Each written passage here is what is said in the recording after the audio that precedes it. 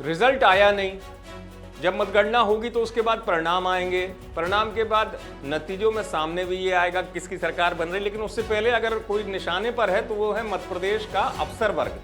अफसर वर्ग ऐसे निशाने पर है कि कमलनाथ तो पहले चेतावनी दे ही रहे थे, यानी कांग्रेस तो लिस्ट मंगा ही रही है अफसरों की, अब बीजेपी भी इसको लेकर मुखर है और बीजेपी भी अफसरों को चेता रही और बता रही है कि गलत काम हुआ है। और ये सब हुआ क्यों? दरअसल कमलनाथ तो पहले भी कह चुके कि चुनाव अगर प्रभावित हुआ है और कुछ अफसरों ने गड़बड़ी की है तो उनके नाम दिए जाएं, उन्होंने लिस्ट भी मंगाई।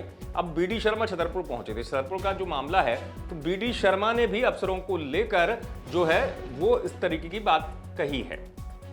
अब बीडी शर्मा ने तो कही है बात, लेकिन बात यह है कि अफसर जो हैं वो दोनों ही दलों के निशाने पर क्यों हैं। दरअसल छतरपुर में जिस तरीके से कांग्रेस प्रत्याशी जो है उनके समर्थक की मौत हो गई वोटिंग से पहले, तो उसी दौरान ये मामला गर्म आ गया। कांग्रेस ने बड़ा प्रदर्शन किया था, दिग्विजय सिंह भी पहुंचे थे छतरपुर और दबाव बना प्रशासन पर और बीजेपी प्रत्याशी पर मामला उन पर और उनके समर्थकों पर दर्ज किया गया।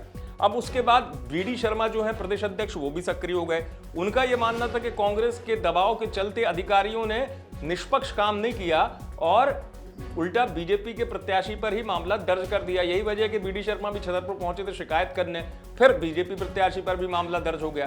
तो कुल मिलाकर जो अफसर वर्ग है वो अभी रिजल्ट आया नहीं है, दोनों ही दलों के निशाने पर है। वजह साफ है, कमलनाथ चेतावनी दे रहे हैं। बीजेपी को लग रहा है कि अगर मान लीजिए कुछ जगह ऐसे अफसर हैं कि जिन्होंने बीजेपी के नेताओं को ही टारगेट कर लिया, तो बीजेपी को यह लग रहा है कि वो अफसर जो हैं वो निष्पक्ष काम नहीं कर रहे हैं।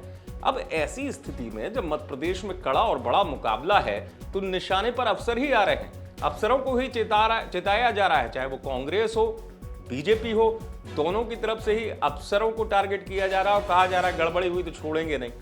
भाई मध्य प्रदेश में चूंकि माहौल ऐसा है चुनावी माहौल में कोई भी पार्टी जो है कोई नहीं छोड़ रही है, दोनों ही पार्टियों ने जमकर ताकत झोंकी। अब ऐसे में निशाने पर अफसर हैं और अब जो कुछ है वो मतगणना के बाद नतीजे हैं वो बताएंगे जब सामने आएगा कि किसकी सरकार बन रही है।